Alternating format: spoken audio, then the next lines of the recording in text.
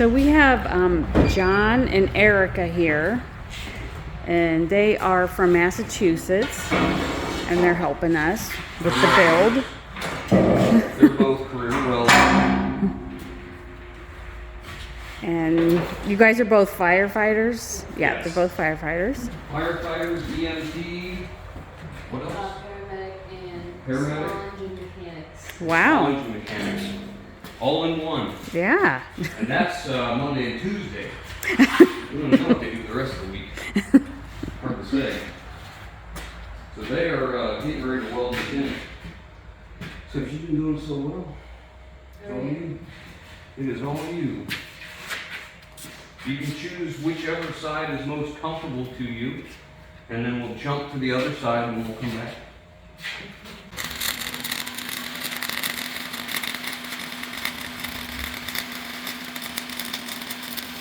Oh, Jesse.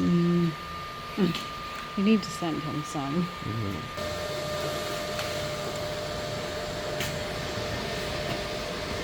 I want you to know something. They both said they were terrible welders when they got here. Look at this. This is not I terrible said welding. I've never welded before. I'm the He's terrible a welder. terrible welder. I've never welded before. Can't say that anymore. I don't have to weld ever again. I just have to fall. Come on, you guys.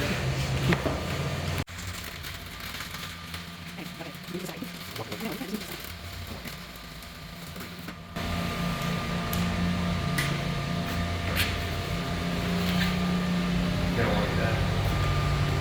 Could have probably just maybe filled a little more at the end. Just held it. Okay. Man, that technique's great. Nice. Even it is consistent.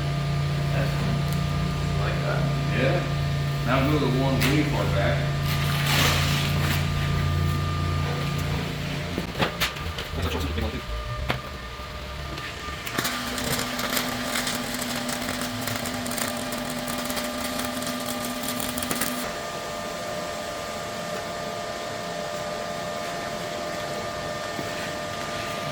What do you think? Happy with it? I think that one's a little better. Yeah. Good. Is that all of them now? Oh, okay. Yeah, after you do that, we'll flip it and do the other one.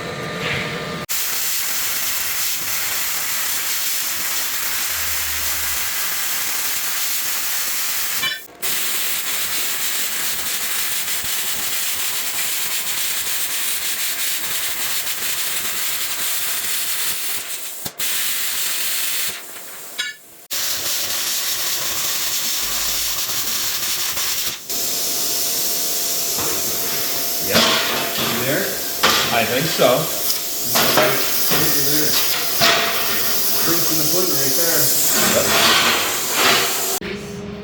That, you can't say that anymore. That's over. Let's do this. I'm gonna do this middle one, and you guys can do the two outsides.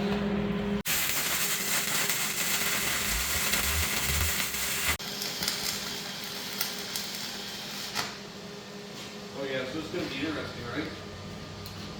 Yeah, pretty good. So sag here, gun angle, change it a little bit. As you can see what you're doing, because what we're gonna do is round this. So if we have a little bit too high, like right here, in the middle of it, we're okay.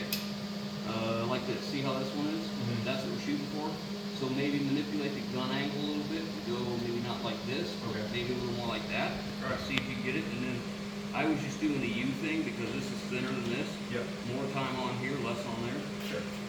I'm gonna be grinding, but I'll grind away from you. Would you want that little seat to sit on? Would that be easier for you? Sure. I mean, I I'll give don't, it a try. you're just tall, so I didn't know if being stooped over that long would, would bother me, but. I'll try anything to see if it helps.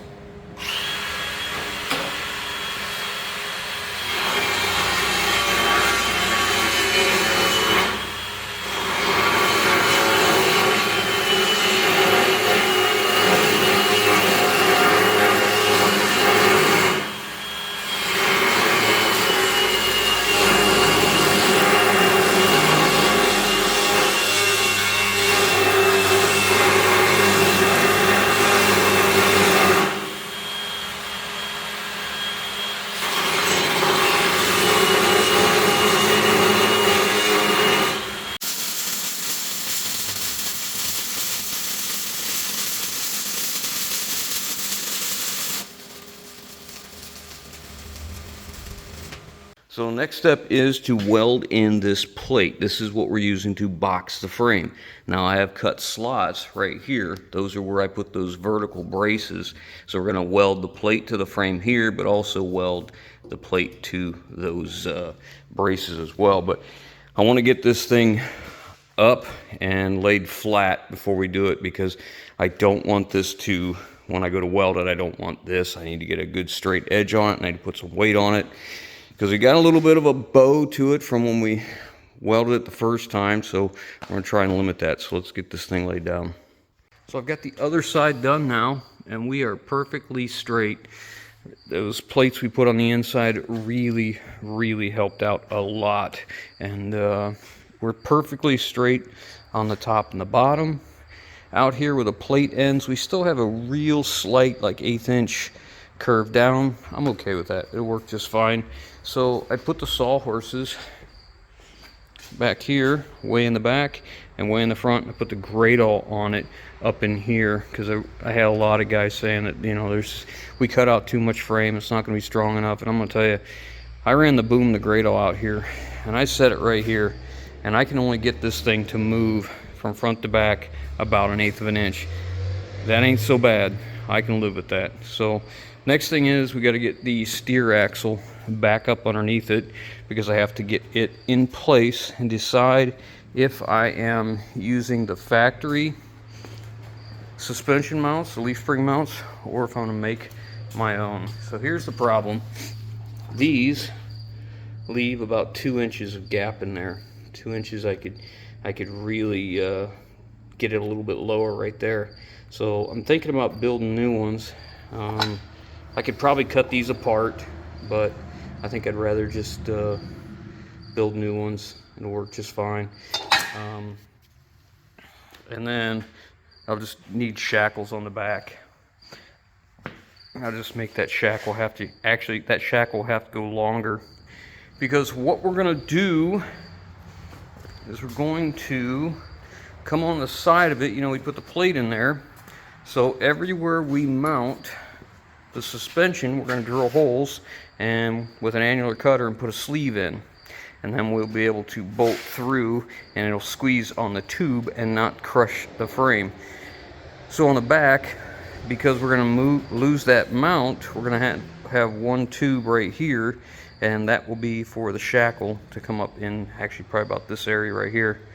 I'd like to get all that done as soon as possible, because the next step of this is more frame modification.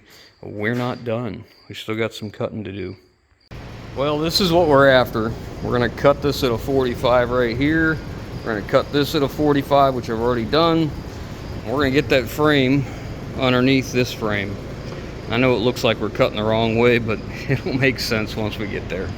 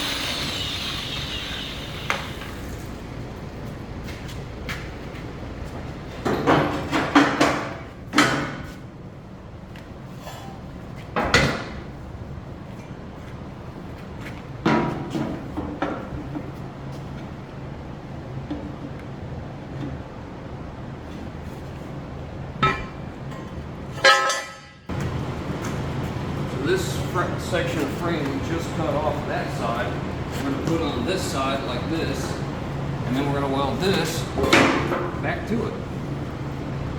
So we'll have a 10-inch drop right there. That's the plan. I got a lot of grinding in my future.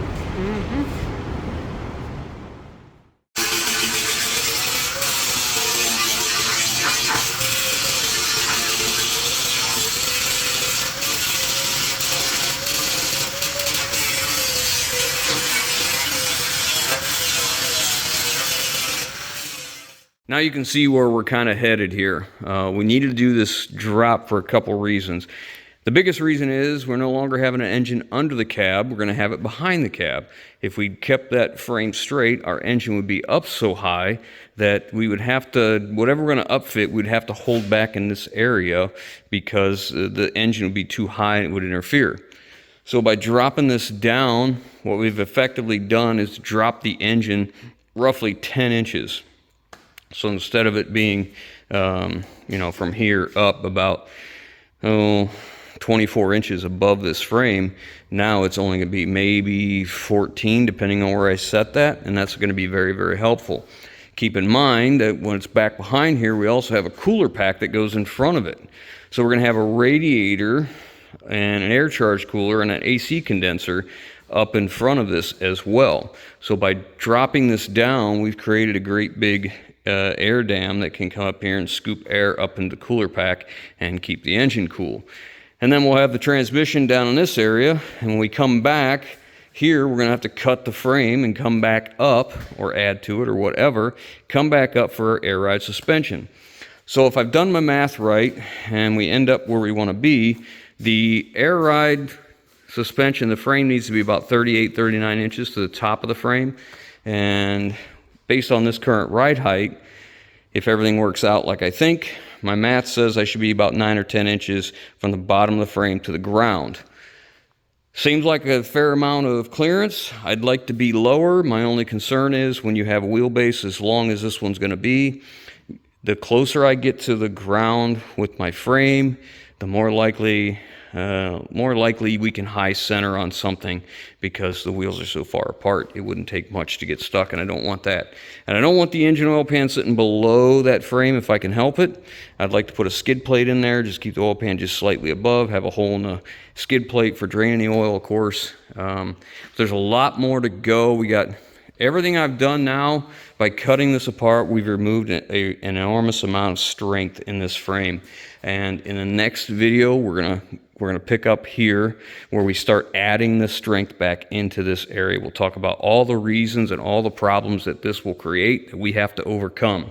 I hope you guys enjoyed this process so far and you can kind of see where we're going with the vision. I'd like to pick up next time finishing the frame modifications and starting to get the front suspension in place, get the cab back on, and let's start putting a motor in this truck. I can't wait. I know there's a lot of people, many people in the world that are suffering with this horrible economy. Money's not great. It's tough to do stuff. It's tough to buy parts and get out there. So I'm hope that this project is inspiration for some people that, reaffirms that you can do a whole lot of stuff with a whole lot of nothing. This is just old junk laying around I have, and I hope to spend no money on this truck in this build. Respectively speaking, maintenance, parts, safety issues, we're going to spend money, but as far as the overall build, we're using what we got because we can. That's just the fact that we just don't want to spend any money on this build. We're going to see if we can do this for a $0 build. Keep that in mind. Again, next video we'll pick up. We're going to put strength back in this and get this frame set up, and I'll show you how I'm going to do it. Thanks for watching, guys. Hope you enjoyed. Catch you on the next one.